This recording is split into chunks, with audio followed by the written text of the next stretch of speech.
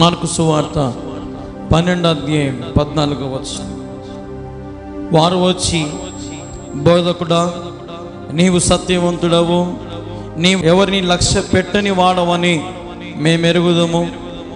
నీవు మొహమాటము లేని వాడవై దేవుని మార్గము సత్యముగా బోధించువాడవు.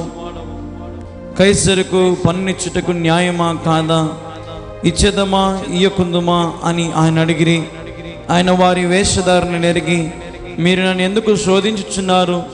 ఒక దేనారము నా ఎద్దకు తెచ్చి చూపుడని వారితో చెప్పాను. వారు తెచ్చిరి. ఆయన ఈ రూపమును పై వ్రాతను ఎవరిని వారిని అడుగగా వారు కైసరివనిరి. అందుకు యేసు, కైసరివి కైసరుకు, దేవునికి దేవునివి చెల్లించుడని వారితో చెప్పగా వారు ఆయనను గూర్చి బహుగా ఆశ్చర్యపడి, మా ప్రియమైన యేసుక్రీస్తు ప్రభువు నీకు వందనాలు, స్తోత్రాలు తెలియజేస్తున్నాం. నిలబడి నీ దాసుని మరుగుపరిచి నీ పరిశుద్ధాత్మ శక్తిని కుమ్మరించి నీవే మాట్లాడమని యేసు నామములో ప్రార్థిస్తున్నాను తండ్రి, ఆమేన్. ప్రియమైన దేవుని వారలారా, ఇక్కడ మనం గమనించినట్లయితే ఇక్కడ ప్రభు యొద్దకు కొంతమంది మనుషులు వచ్చారు. కొంతమంది మనుషులు వచ్చి ప్రభువుని ఏం చేస్తున్నారు? వీళ్ళు ప్రభువుని శోధిస్తున్నారు. కొద్దిసేపేమో ప్రభు దగ్గరికి రాగానే ప్రభువుని వీళ్ళు పొగుడుతున్నారు. హల్లెలూయా. ఏం చేస్తున్నారు? వీళ్ళు ప్రభువుని పొగుడుతున్నారు. ఏమని పొగుడుతున్నారు? బోధకుడా, నీవు సత్యవంతుడవు, నీవు ఎవరిని లక్ష్య పెట్టని వాడవు మేమెరుగుదుము. నీవు మొహమాటము లేని వాడవై దేవుని మార్గము సత్యముగా బోధించువాడవు. ఏమని పొగుడుతున్నారు వీళ్ళు? నీవు సత్యవంతుడవు, నువ్వు ఎవరిని లక్ష్య పెట్టవు, మొహమాటము లేకుండా దేవుని మార్గాన్ని చూపిస్తావు. 3 రకాలుగా ఈ మనుషులు దేవునిని పొగుడుతున్నారు. ఎందుకు పొగుడుతున్నారంటే వారి హృదయంలో ఒక డౌట్ ఉంది. ఏం డౌట్ అంటే, ఆ కాలంలో కైసరు అనే ఒక వ్యక్తికి వీరు ఏమి చెల్లించాలంటే డబ్బులు చెల్లించాల ఆ కాలంలో. అందుకు ప్రభు కనపడగానే ప్రభువుని అంత బాగా పొగిడి ప్రభువుని అడుగుతున్నారు. ఏమని అడుగుతున్నారు చూడండి. కైసరు పన్నిచ్చుట న్యాయమా కాదా, ఇచ్చేదమా ఇయ్యకుందుమా అని ఆయన అడుగురి. ఏమని అడిగినారంట? కైసరుకు మేము పన్ను చెల్లించాలా, పన్ను ట్యాక్స్ చెల్లించాలా, మేము చెల్లించాలా చెల్లించద్దా, ఇయ్యాలా ఇయ్యకూడదా అని ఎవరిని అడుగుతున్నారు? పోయి దేవుణ్ణి అడుగుతున్నారు. మొదటగా దేవుణ్ణి ఏం చేసినారు? వీళ్ళు మొదటగా పొగిడినారు. దేవుడు పొగడతలకు పడిపోతాడా? దేవుడు పొగడతలకు, బా నువ్వు శూరునివి, ధీరునివి, గొప్పవానివి, నువ్వు మగాడివి, నువ్వు దేవుని బిడ్డ, అబ్బాబ్బా అంటే దేవుడు ఆ పొగడతలకు పడిపోతాడా? పడిపోడా. కానీ ఇక్కడ దేవుడు అంటున్నాడు, వాళ్ళు అన్నారు కదా, ఏమన్నారు వాళ్ళు? మొహమాటము లేకుండా అని వాళ్ళు అన్నారు కదా. అందుకే దేవుడు కూడా మొహమాటము లేకుండా వాళ్ళని ఏమన్నాడంటే చూడండి, ఏమన్నాడంటే వాళ్ళని చూడండి, ఆయన వారి వేషధారణ ఎరిగి మీరు నన్ను ఎందుకు శోధించుచున్నారు? ఒక దేవారము నా యొద్దకు తెచ్చి చూపుడని వారితో చెప్పాను. ఏమని అంటున్నాడు? వాళ్ళ మకాన్ని దేవుడు ఏమంటున్నాడు? రే, మీ వేషధారణ నాకు తెలుసు, మీరు పొగడేది ఎందుకు నాకు తెలుసు, నన్ను ఎందుకురా ఇంతగా శోధిస్తున్నారు? నేను మిమ్మల్ని పొగడమని చెప్పానా? మిమ్మల్ని ఏమైనా చేయమని చెప్పానా? మీ అవసరం ఏంటి? తీసుకొనిరా, ఆ రూపాయి తీసుకొనిరా, నా దగ్గరికి ఆ రూపాయి తీసుకొనిరా అని ఈ దేవుడు వారితో మాట్లాడుతున్నారు. అప్పుడు అక్కడున్న మనుషులందరూ కూడా నోటి మీద ఏలేసుకొని, ఓయమ్మ, దేవుడు పొగడతలకు పడిపోయేటోడు కాదు, ఎందుకు వచ్చిందిలే, సరే రూపాయి తీసుకొని రమ్మన్నాడు కదా అని ఆ కాలంలో ఉండే ఒక దేవారం అంటే ఒక రూపాయి అనుకోండి, ఆ రూపాయిని తీసుకొని పోయి ప్రభు చేతిలో పెట్టినారు. ప్రభు చేతిలో పెట్టగానే, రే, ఈ రూపాయి మీద ఎవరి బొమ్మ ఉంది అంటే కైసరు బొమ్మ ఉంది. ఒరే, ఈ రూపాయి మీద ఎవరి రాతలు రాసున్నాయి అంటే కైసరు రాతలు రాసున్నాయి. అప్పుడు దేవుడు అంటాడు, కైసరుకు దేవునికి చెల్లించండి. హల్లెలూయా. ఎవరిది వారికి ఇవ్వడం ద్వారా మనము మేలులు పొందుకుంటాం. ఇప్పుడు చాలామంది చూడండి, అప్పులు కట్టే విషయంలో అంత బాగా కడతారు, లాస్ట్ వడ్డీ వచ్చేసరికి ఏమంటారు, కొంచెం తగ్గించుకున్నా, ఏంది నా ఇన్ని రోజులు వడ్డీ కట్టినాం కదన్నా, కట్టలేంలే, అసలు తీసుకోంగా, మా వల్ల కాదులే. ఎంతనో పావుల వడ్డీకి ఇచ్చినా కూడా లాస్ట్ ఏం చేయాలనుకుంటారంటే ఎగరగొట్టాలనే చూస్తారు, అవునా కదా, మానేయాలనే చూస్తారు.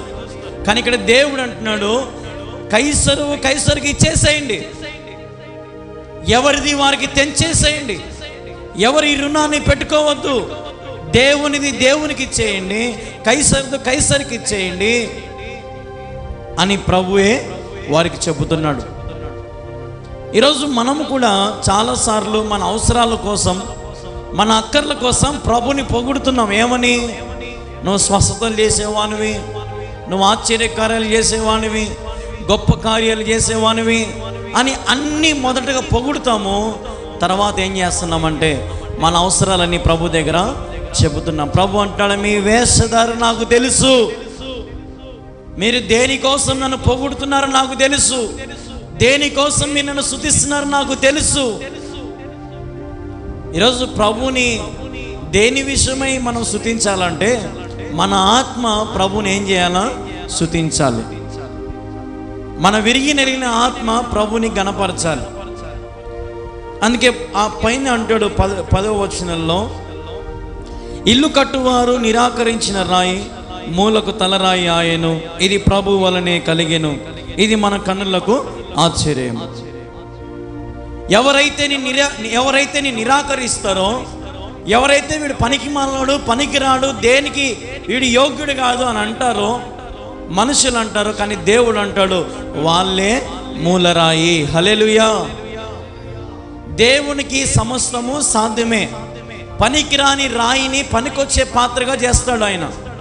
ఇప్పుడు మోషే దాదాపుగా 6 లక్షల 7 లక్షల కాలుబలాన్ని మోషే నడిపించినాడు. ఆ 7 లక్షలు మొత్తం కలిసి ఒక 5 లక్షల మంది అనుకోండి ఉదాహరణకి. 5 లక్షల మందికి దాహం వేసింది. ఏ మోషే, నిన్ను నమ్ముకొని మేము వచ్చినాం కదా మోషే, మాకు నీళ్ళు లేవు, ఆకాశం మీద నుంచి మన్నాను కురిపించావు, ఓకే, మాకు నీళ్లు కావాలి కదా, ఈ ఎడారిలో నీళ్ళు ఎట్టనైనా మాకు అంటే మోషే ప్రభువుని అడిగితే ప్రభు ఏమన్నాడు? మోషే, ఆ బండనెళ్ళి నీ కట్టెతో పగలగొట్టు, దాని నుంచి జీవజల బుగ్గ పొంగుతుంది. హల్లెలూయా. రాయి నుంచి దేవుడు ఏం పుట్టించినాడు? రాయి నుంచి దేవుడు నీళ్లను పుట్టించినాడు. నీళ్ళు అంటే దాని అర్థం ఏంటంటే జీవజలం, అంటే వాక్యము జీవనదిలాగా ప్రవహించాలి మన జీవితాలలో. మనల్ని త్రోసేసినా, మనల్ని అవమానపరిచినా, మనల్ని నిందించినా, ఎన్ని చేసినా ప్రభు మనల్ని ఏదో ఒక రోజు ఏం చేస్తాడంటే మూలరాయిగా నిలబెడతాడు. మూలరాయి అంటే మీకు తెలుసా? మూలరాయి అంటే ఏంది? ఇప్పుడు మనం ఏదైనా ఒక స్థలం కొనాలనుకో, మూలరాయి ఉంటుంది. ఆ మూలరాయి ఎక్కడ ఉంటుందో ఆ నుంచి ఏం చేస్తారు? ఇంకా కొలతలు వేసుకుంటాం. దానమయ్య గారి భూమి దానమయ్య గారిది, కాంతమ్మ గారిది. అదే ఆ రాయి లేకపోతే ఇంకేం చేయలేం. కానీ ఆ రాయి ఎట్టుంటుంది? సున్నికి ఎట్టుంటుంది? ఆ రాయి బాగుంటుందా? ఆ రాయి బాగుంటుంది. ఆ సున్నికి ఎంత ఘోరంగా ఉంటుంది ఆ రాయి. సొట్టలు బిట్టలు పోయి కదా, భూమిలో సగం పోయి ఉంటుంది. పెద్ద రాయి పెడతారు కదా, భూమిలో ఒక సగం పోయి ఉంటుంది. మట్టి పట్టి గలీజ్గా, రోతగా, పనికి మాలిందంగా ఉంటుంది. చాలా గలీజ్గా ఉంటుంది ఆ రాయి. కానీ ఆ రాయి మనకి ఏం చూపిస్తూ ఉంది? ఇప్పుడు ఏం చూపిస్తుంది? మనకు కావలసిన స్థలం ఎంతో మనకు చూపిస్తుంది. అది పనికి మాలిందే, పనికి రానిదే, కానీ అది మనకు మాత్రం ఏం చేస్తుంది? హెల్ప్ చేస్తూ ఉంది. హల్లెలూయా. ఈరోజు దేవుడు కూడా నిన్నంతే. ఈ ప్రపంచం నిన్ను పక్కన పెట్టినా, ఈ ప్రపంచం నిన్ను నిరాకరించిన, ఈ ప్రపంచం నిన్ను పక్కన పెట్టేసిన, దేవుడు అనుకుంటే నిన్ను మూలరాయిగా పెడతాడు. కాబట్టి నువ్వు ఏం చేయాలంటే, మూలరాయిగా నువ్వు నిలబడాలంటే ఎవరిది వారికి నువ్వేం చేయాలా? చెల్లించేయాల. ఉదాహరణకి ప్రభువుకి నువ్వేమన్నా ముక్కుబడి చేసుకున్నావేమో, ప్రభుకి అయ్యా నేను ఇదో నీకు ఇది ఇస్తాను, ఇదో నీ మందిరానికి ఇది చేస్తాను, ఇదిగో ఇదిగో ఇదిగో నా దశమ భాగము, నా అర్పణ, నా మొదటి ఫలము అన్నీ కూడా ప్రభుకి ఏమన్నా ఇస్తా అనుకున్నావేమో. దేవుడు అంటున్నాడు, దేవునిది దేవునికి చెల్లించండి. ఎవరిది వారికి చెల్లించడం ద్వారా మనకు మాటలు వస్తాయా? మాటలు వస్తాయి. ఎవరైనా ఏమన్నా అంటాడంగా? ఒకడు మన వైపు ఏలెత్తి చూపిస్తాడా? ఎవడు చూపించాడు. అదే మనము అసలు ఇచ్చి వడ్డీ ఇవ్వలేదనుకో, ఉదాహరణకి ఆ వడ్డీ ఇచ్చిన వాడు ఏమంటాడంటే ఊరంతా చెప్తాడు, వాన ముఖం కట్టుకోలేక వాన బతుక్కి ఊరికి అసలు ఇచ్చినాడు, వడ్డీ ఇచ్చేదానికి కూడా వాడి దగ్గర స్తోమత లేదని ఊరంతా చెప్తాడు.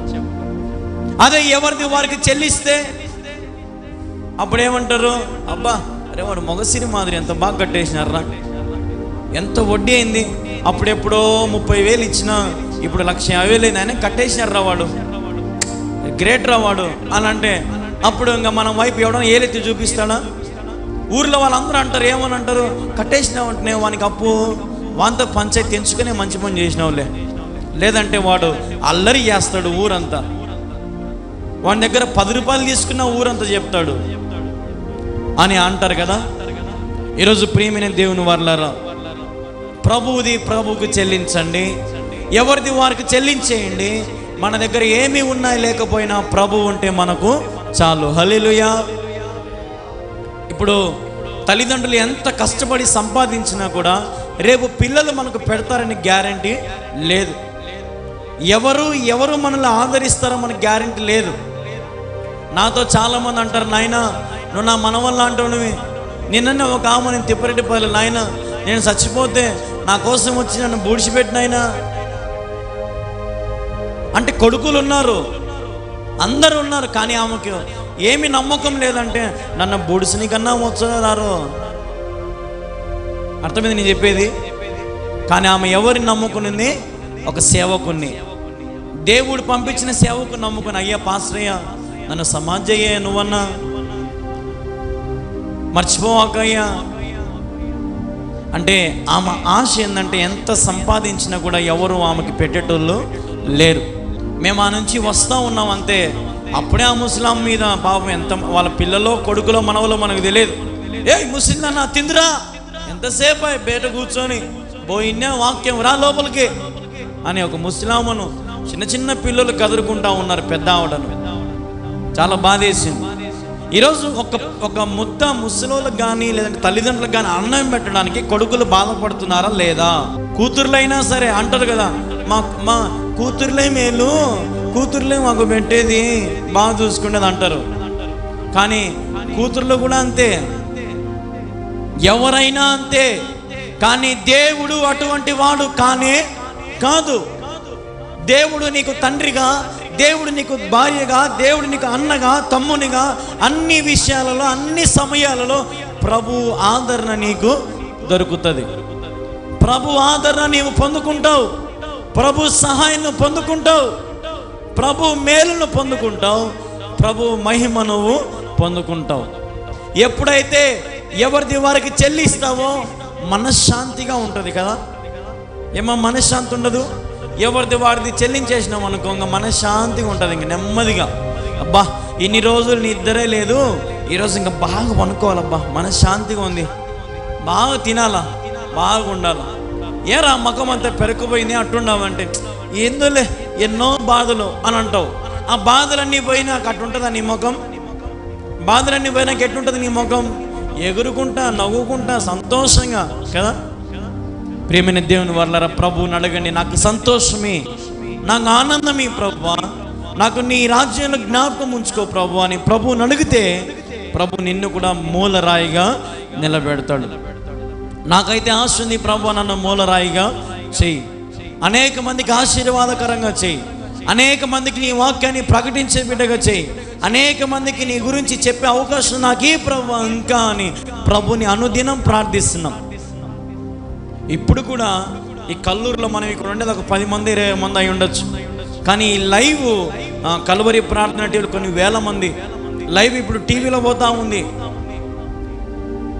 ఎంతో ఖర్చు లైవ్ పెట్టాలంటే, కానీ ఎందుకు పెడుతున్నామంటే అనేక మంది దీవించబడాలని, అనేక మంది మూలరాయిగా మార్చబడాలని, అనేక మంది ప్రభు సన్నిధిలో ప్రభుని మహింపరిచే వారిగా ఉండాలని ఆశ, ఆతృత.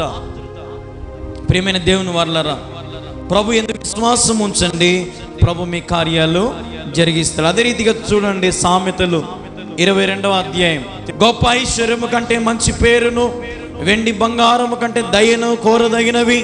ఐశ్వర్యవంతులను దరిద్రులను కలిసి ఉందురు, వారందరినీ కలుగు చేసిన వాడు యెహోవాయే. హల్లెలూయా. ఏంటంటే ఇక్కడ గొప్ప ఐశ్వర్యము కంటే ఏంది కావాలంట? మంచి పేరు తెచ్చుకోవాలా. డబ్బుతో పేరు తెచ్చుకోగలుగుతామా?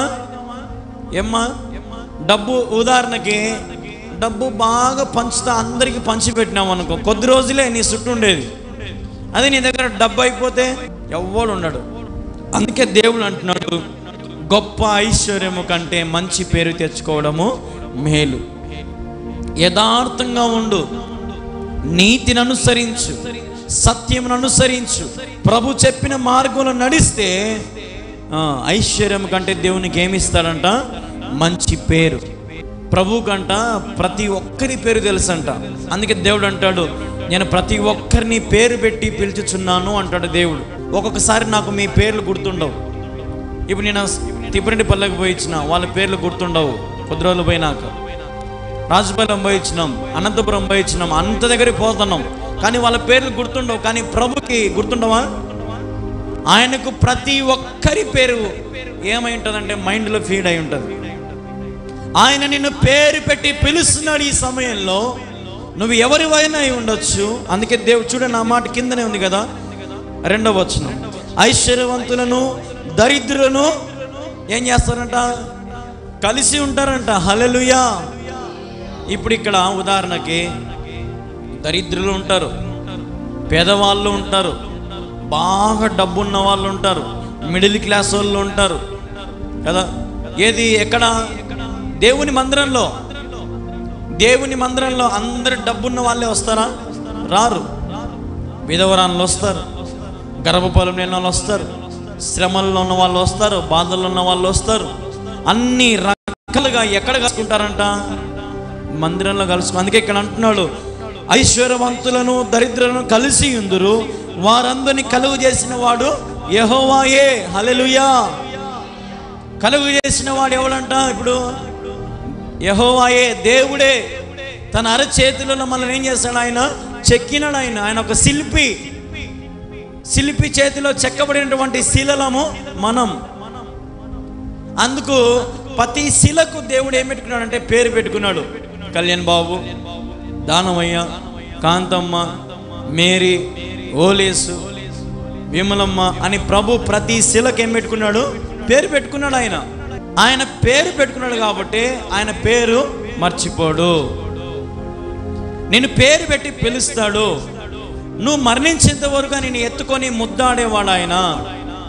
ఇప్పుడు చిన్నపిల్లలని అయితే మనం ఎత్తుకుంటాం కదా, పెద్ద అయినాక ముసలినాక ఎవరిని ఎత్తుకొని ముద్దులాడతామా? ఎవరు నాడం. కానీ దేవుడు అంటున్నాడు, ముదిమి వచ్చేంత వరకు నేను నిన్ను ఎత్తుకుంటాను, నిన్ను ముద్దాడుతాను అంటున్నాడు దేవుడు. ఈరోజు ప్రియమైన దేవుని వారలారా, నువ్వంటే ఆయనకి ఎంత ప్రియుడవో ఆలోచన చేయి. నువ్వంటే ఆయనకి ఎంత ప్రియురాలవో ఆలోచన చేయి. ప్రభువుకి నీ మీద ప్రేమ ఉంది కాబట్టి ఇంతవరకు బతికి ఉన్నావు. హల్లెలూయా. నీ మీద ప్రేమ లేకపోతే, నీ మీద కనుదృష్టి లేకపోతే, డబ్బుండి కూడా నువ్వేమీ చేయలేవు, కులం ఉండి కూడా నువ్వేమీ చేయలేవు, మతం ఉండి కూడా, అందం ఉండి కూడా, అది ఏదైనా సరే నువ్వేమీ చేసుకోలేవు. అందుకే దేవుడు అంటాడు, నీ తల వెంట్రుకలు తెలుపైనను నలుపైనను నీవు చేసుకోలేవు. నీ ఎత్తు మూరడు ఎత్తు కానీ మూరడు పొట్టు కానీ నువ్వు చేసుకోలేవు. చేసుకోగలుగుతామా? ఇప్పుడు డబ్బున్న వాళ్ళు సినిమా యాక్టర్లు ఏం చేస్తారంటే ఒంట్లో ఉండే కొవ్వును తగ్గించుకోవడానికి, ఒంట్లో ఉండేటువంటి అదంతా తీపించుకోవడానికి ఏం చేస్తారంటే సర్జరీలు చేయించుకుంటారు అన్నమాట. కోట్లు డబ్బులు పెడతారు. ఉదాహరణకి మైకేల్ జాక్సన్ ప్రపంచంలో అందగాడు, కానీ ఒక ఆఫ్రికా దేశానికి చెందినవాడు, నల్లగా నీగ్రో. అటువంటి నల్ల నీగ్రో తను రాసే పాటలు, వేసే డ్యాన్సులకు ఫేమస్ అయ్యి కోట్లు కోట్లు డబ్బు వచ్చి మీద పడింది. డబ్బు రాగానే ఈడేం చేశాడంటే, నేను నల్లగా ఉంటే బాగలేదు, ఇంకా అందంగా తయారు కావాలని చెప్పి ఒక ఆడామ తోలుని ఆమెకు డబ్బులు చెల్లించి ఆమె తోలుని వీడేసుకున్నాడు. తెల్లగా మారిపోయినాడు, కుష్టి వ్యాధుల మాదిరి తెల్లగా ఉన్నాడు. నల్లటోడు సడన్గా ఏమైనాడు, ఇప్పుడు తెల్లగా అయిపోయినాడు. సరే బాగుంది. మళ్ళీ కొద్ది రోజుల తర్వాత ఏంది ముక్కు బాగాలేదని ముక్కునంతా ఆపరేషన్ చేయించుకొని ఈ బొక్కలు రంధ్రాలు పెద్దవి పెట్టించుకొని ముక్కు చిన్నది పెట్టించుకొని చక్కగా పెట్టించుకున్నాడు ముక్కు. మళ్ళీ కొద్ది రోజుల తర్వాత పెదవులు చేయించుకున్నాడు. మళ్ళీ కొద్ది రోజుల తర్వాత కన్ను రెప్పలు. అట్లా శరీరాన్ని రోజు రోజుకి మార్చుకుంటా వచ్చినాడు. దేని ద్వారా? డబ్బుతో. కానీ డాక్టర్లు అన్నారంట, నువ్వు చేస్తున్నావు సర్జరీ, ఇదిగో మాత్రలు మింగాల్సిందే, లేదంటే జాగ్రత్త, నీకు సైడ్ ఎఫెక్ట్స్ వస్తాయి. ఎవరితో తోలు వేసుకున్నావు, ముక్కు ఆపరేషన్ చేసుకున్నావు, జాగ్రత్త, ఈ మాత్రలు మింగుతా ఉండి రెగ్యులర్గా అని మాత్రలు ఇచ్చారంట. రోజు మింగాల్సిందే. డబ్బుతో ఏమో మార్చుకున్నాడు, కానీ రోజు ఇప్పుడు ఏం మింగాలి? ఈయన మాత్రలు మింగాలి. సడన్గా ఆ మాత్రలు కడుపులో ఉండి సడన్గా హఠాత్తుగా గుండెపోటు వచ్చి మరణించాడు. మాత్రలు ఎక్కువైపోయినాయి, డోస్ ఎక్కువైపోయింది, బాడీ ఊరికి కళ్ళు తిరిగి పడిపోవడం. మీకు తెలుసో తెలియదో, మైకేల్ జాక్సన్కి ఇట్లాంటిది ఒక పెద్ద రూమ్ ఉంది. దాదాపుగా 100 ఏళ్ళు బతకాలని ఇట్లాంటి రూము మొత్తం చీకటి చేసుకొని పైన లైట్లు వేసుకున్నాడు. ఆ లైట్కి అది సూర్యుని కంటే ఎక్కువ ఇంకా బాగా విటమిన్స్ ఇచ్చేదంట ఆ లైట్ వేసుకుంటే ఆ లైట్ కింద పోయి కూర్చో ఉంటాడంట నగ్నంగా, ఆ వెలుగు మీద పడాలని. ఇంకొకటి ఏంటంటే ఊపిరాడాలి కదా. మనం ఏం చేస్తాం, ఈ చెట్టు గాలో లేదంటే కిటికీలో వాకిలో తీసుకుంటాం, ఏసీలు వేసుకుంటాం.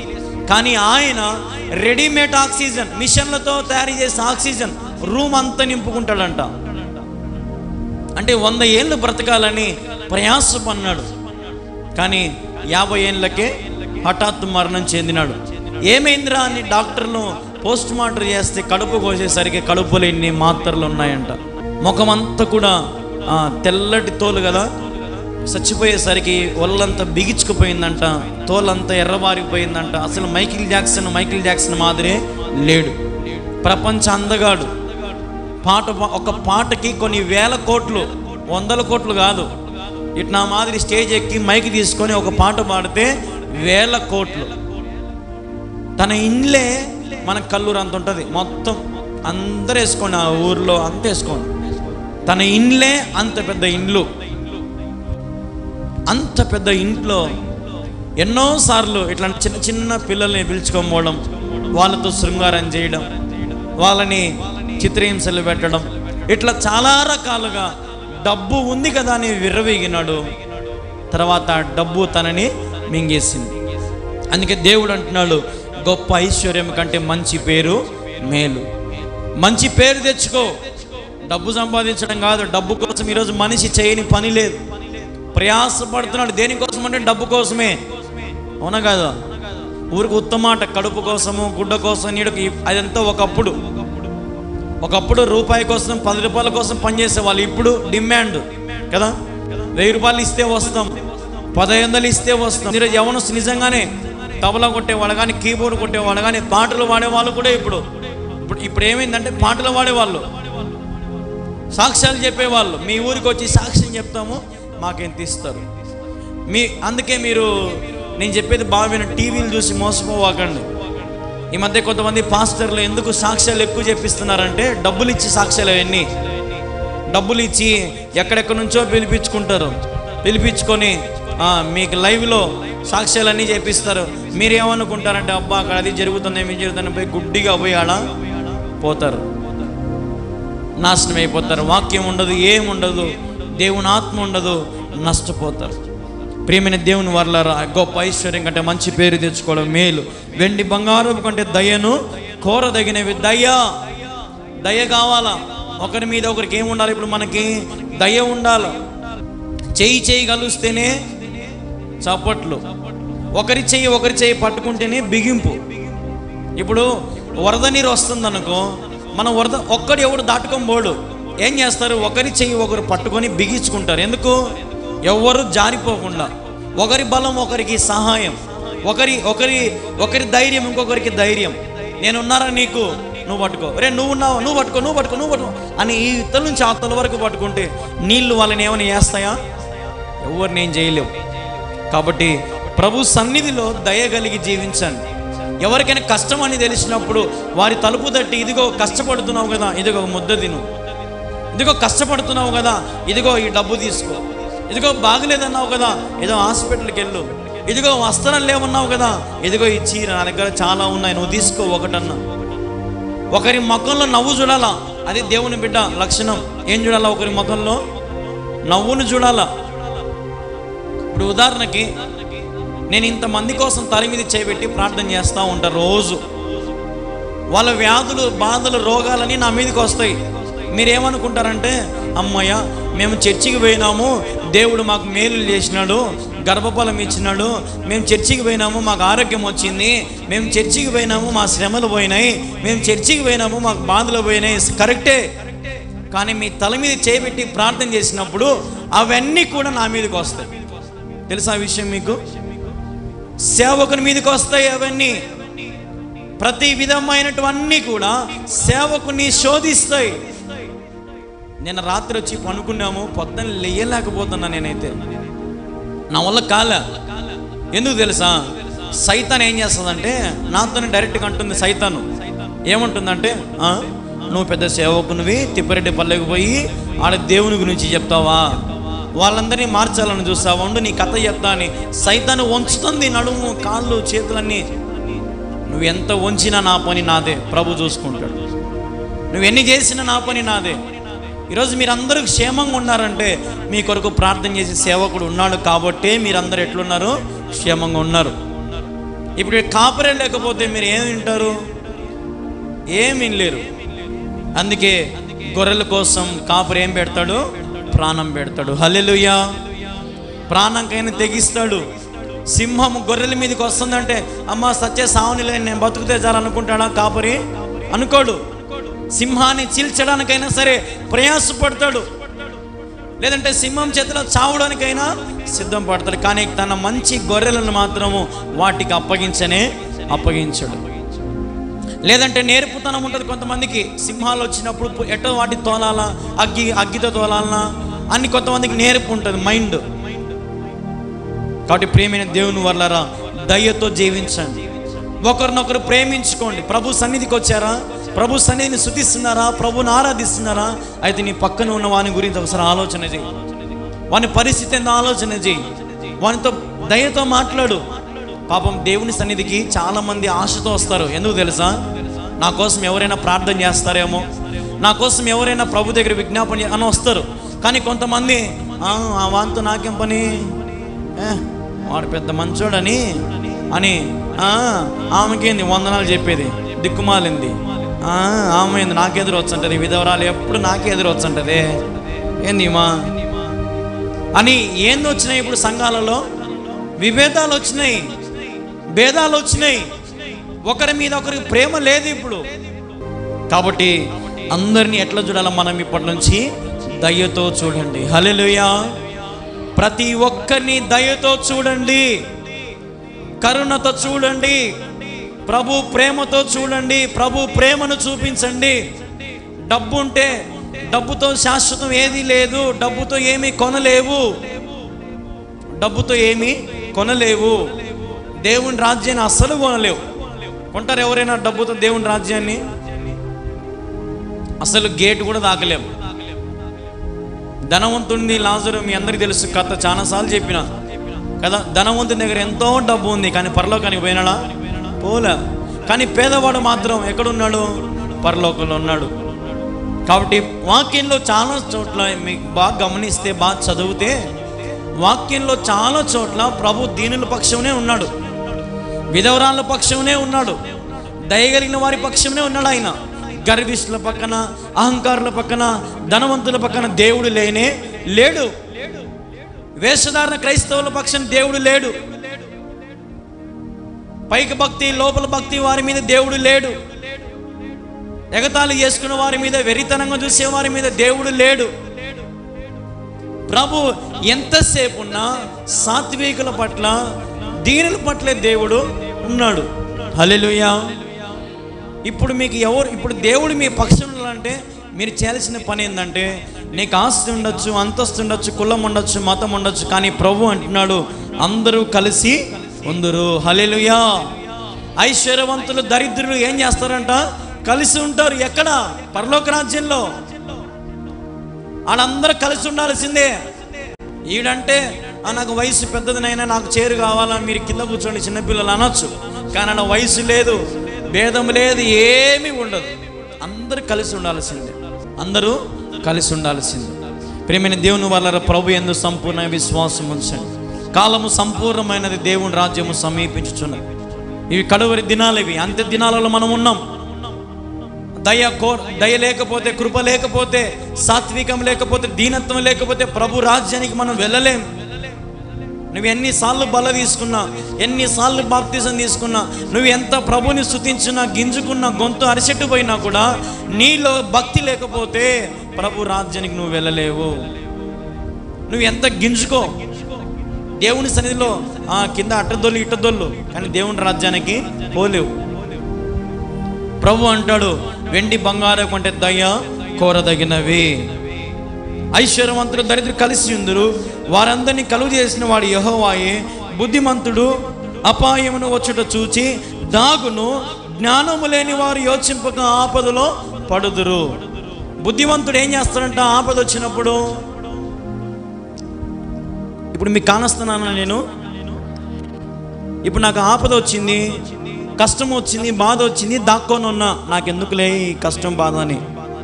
అదే జ్ఞానం లేనివాడు ఏం చేస్తాడంటే ఎదురుపోతాడిట, ఎదురుపోయి ఆ గుంతలో పడిపోతాడు.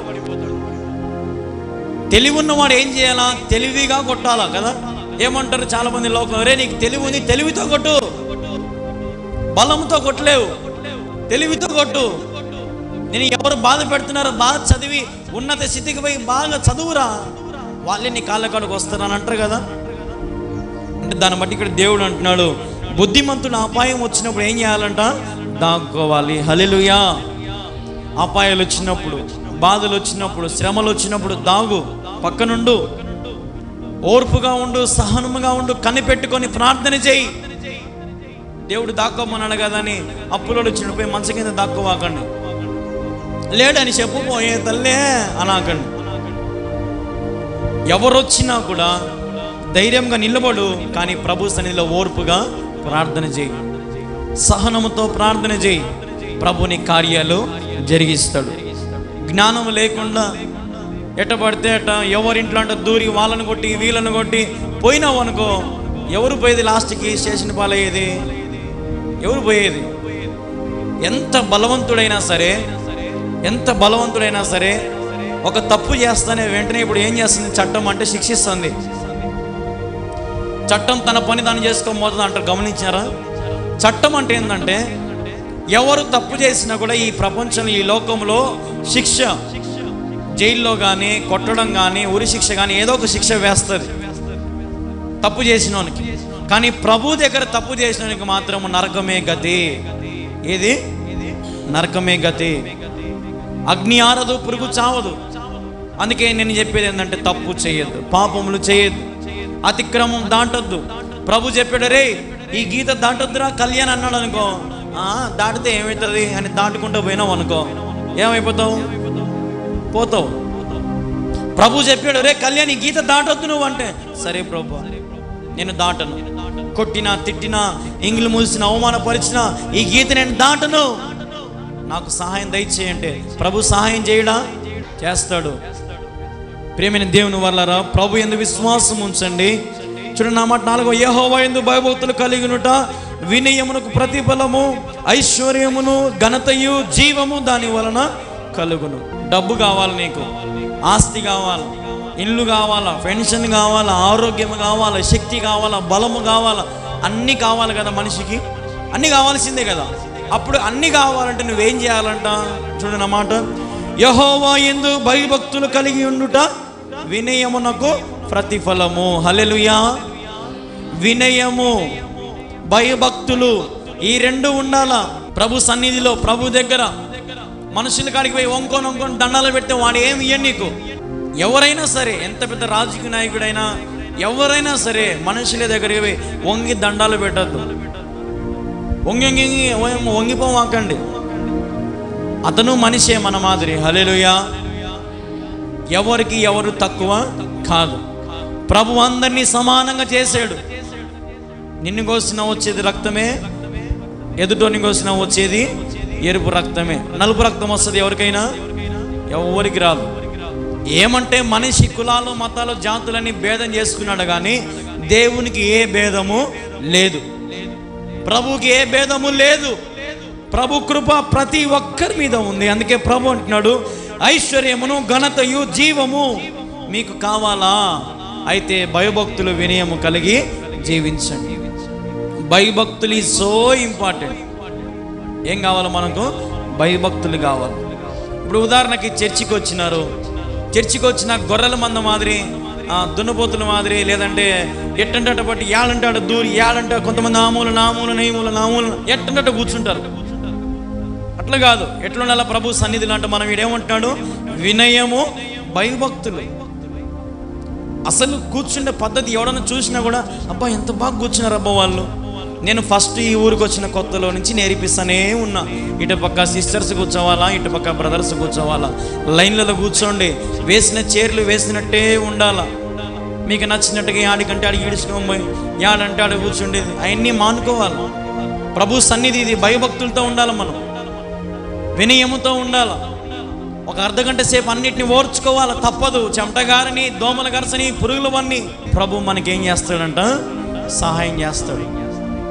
ఈరోజు నువ్వు నేను కూడా ఉబ్బరం వచ్చినప్పుడు ఓయమ్మా నేను బిగించుకుపోతున్నాయినా, నా వల్ల కాదు, చచ్చిపోతున్నానైనా, నాకు ఈ అప్పులు, శ్రమలు, బాధలు, అవమానాలు నా వల్ల కానైనా, సావే కత్తి నేను సచ్చనైనా అని ఉబ్బరానికే బాధపడుతున్నావు. ఆ ఉబ్బరములో ఒక్కసారి మోకరించి యేసయ్య నాకు సహాయం చెయ్యి అని ప్రభువును ఆ ఉబ్బరములో అడిగితే గాలి రూపంలో దేవునికి ఏం చేస్తాడు? సహాయం చేస్తాడు. అప్పుడు నీ చెమట అంత గాలికి ఏమైపోతుంది? ఉబ్బరం అంత గాలికి ఏమైపోతుంది? ఆరిపోతుంది. ఆరిపోయినాక ఎట్లుంటావు? ఇంకా అమ్మయ్య నా ఉబ్బరం అంతా ఆరిపోయింది, చెమట అబ్బా ఉప్పు పొంగింది, ఇప్పుడు బాగుంది బా చల్లగా అని అంటావు. సడన్గా వాన పడితే ఇంకా అప్పుడు ఇంకెట్లుంటుంది? ఇంకా ఆనందం ఇంకా రెట్టింపు కదా, ఆనందం కదా. వాన పడగానే ఏమొస్తుంది? ఇంకా మీకు రెట్టింపు సంతోషం. అమ్మయ్యా ఎంత ఆనందం.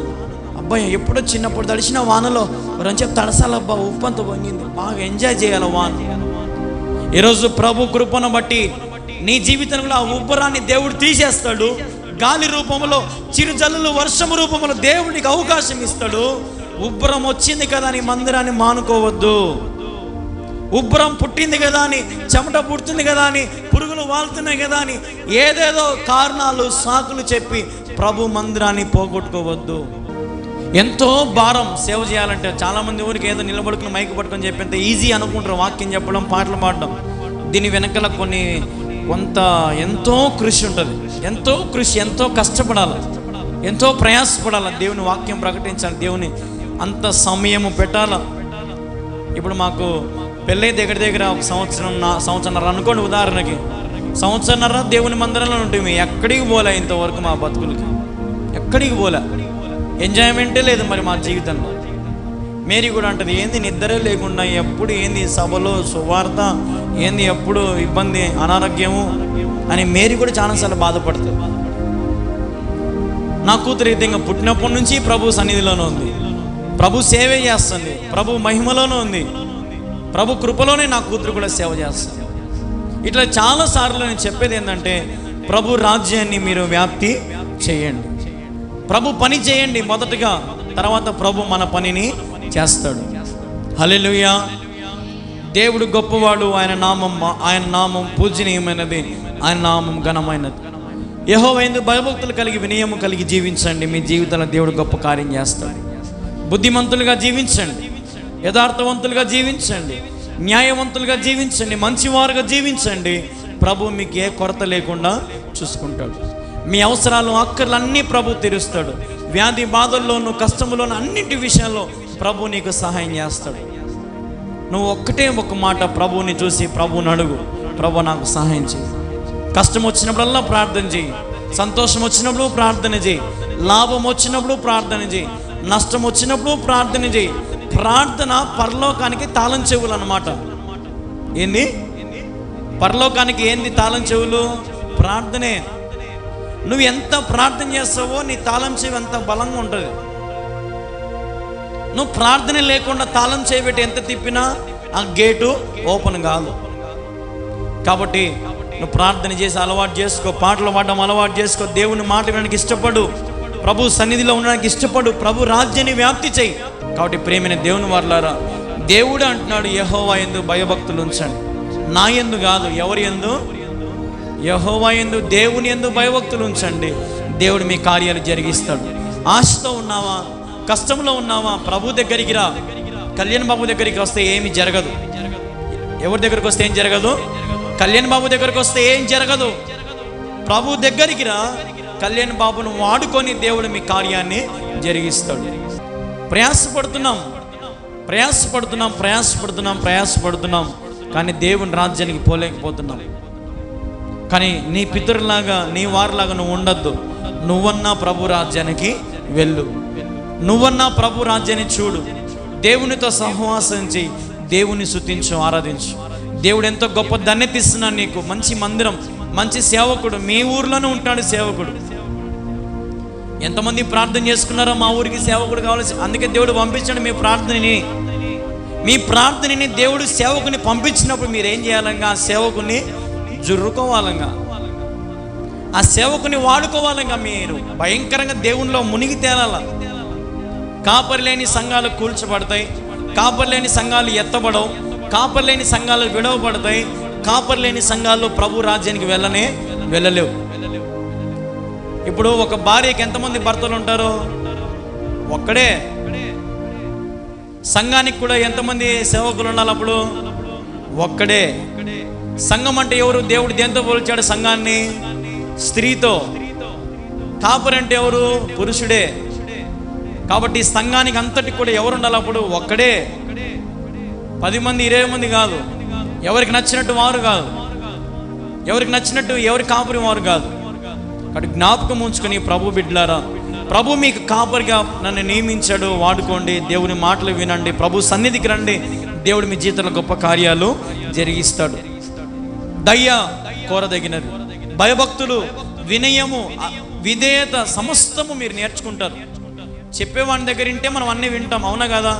చెప్పనోడి దగ్గర పోయి, ఆడు ఎవరు లేని దగ్గర పోయి ఏం కూర్చొని ఏం వింటాం? చెప్పేటోడు మనకు కావాలి. కష్టమైన, బాధ అయినా, ఇబ్బంది అయినా సరే ప్రభు సన్నిధికి రండి. ప్రభు సన్నిధికి ప్రయాసపడి రా. కష్టంతోనే రా, బాధతోనే రా.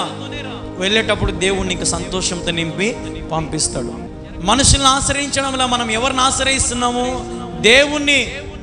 దేవుడు చెప్పిన కట్టడలను, దేవుడు చెప్పిన నియమాలను, దేవుడు చెప్పిన నిబంధనలను మనం పాటిస్తున్నాము, దేవుడు చెప్పినట్టుగా. అందుకే ఇక్కడ భక్తులు అంటున్నారు, నీవు సత్యవంతుడవు, యథార్థంగా మాట్లాడేవాడవు, మకాన్నే మాట్లాడేవాడవు, నువ్వు ఉండేది చెప్పేవాడవు నువ్వు. అదే కదా మాకు కావాల్సింది అని ఈ భక్తులు తెలుసుకుంటున్నారు. మరి మీరు తెలుసుకుంటున్నారా? ఉండేది కావాలి మనకి. వాక్యం ముక్కు సూటిగా దేవుడు మాట్లాడాలి మనతో. నీ గుచ్చుకున్నా, నువ్వు మరణించినా సరే ఆ వాక్యం నేను బ్రతికిస్తుంది, ఆ వాక్యం నిన్ను ఉన్నత స్థితికి తీసుకెళ్తుంది. ప్రభు కాపుదల నిన్ను కాపుతాడు. కాబట్టి ఈ వాక్యం విన్నావు ప్రియ సహోదరి సహోదరుడా, ఐశ్వర్యాన్ని కోరుకోవద్దు, డబ్బును కోరుకోవద్దు, దేని కోరుకోవద్దు. మొదటగా ప్రభువా నాకు భయభక్తులు నేర్పి, నాకు వినయం నేర్పి, అప్పుడు దేవుడే అన్నీ మనకిస్తాడంట. ఐశ్వర్యము, ఘనత, జీవము మీకు కలిగను. కాబట్టి మొదటగా నా రాజ్యం, నా నీతిని వెతుకువాడు ధన్యుడు అన్నాడు దేవుడు. కాబట్టి ప్రభు సన్నిధికి ఎందుకు వస్తున్నావు? దేనికోసం వస్తున్నావు? కొంతమంది వస్తారు ఊరికి వ్యాధుల కోసం, రోగాల కోసం, డబ్బు కోసం, ఆశ, దానికోసం వస్తారు. దానికోసం రావద్దు. దేనికోసం రావాలంటే, ప్రభువా నా ఆత్మకు నెమ్మదిని, ప్రభు నా ఆత్మకు శాంతిని, ప్రభు నా ఆత్మని రాజ్యాన్ని జ్ఞాపకం ఉంచుకునే శరీరం.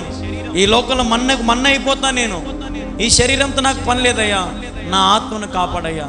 నా ఆత్మ కంచె వేయి, నా ఆత్మను పవిత్రపరచుకుంటానయ్యా, నా ఆత్మకు నాకు కావలసిన బలము నాకు యేసయ్యా అని ప్రభువుని అడిగితే ఆయన నీకు ఇవ్వడా?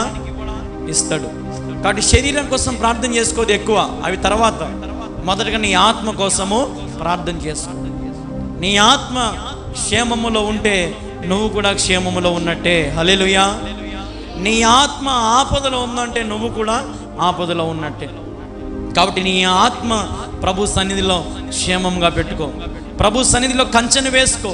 మంచి వాక్యం, మంచి బోధకుడు దొరికినప్పుడు ఆ వాక్యానుసారంగా విని మంచి మాటలు స్వీకరించి మనస్ఫూర్తిగా అర్థం చేసుకుని దేవుని మాటలలో మనం బ్రతికితే దేవుడు మన జీవితాన్ని ఫలింపజేస్తాడు, ఆశీర్వదిస్తాడు. దేవుడి మాటలు దీవించి ఆశీర్వదించును గాక. ఆమేన్.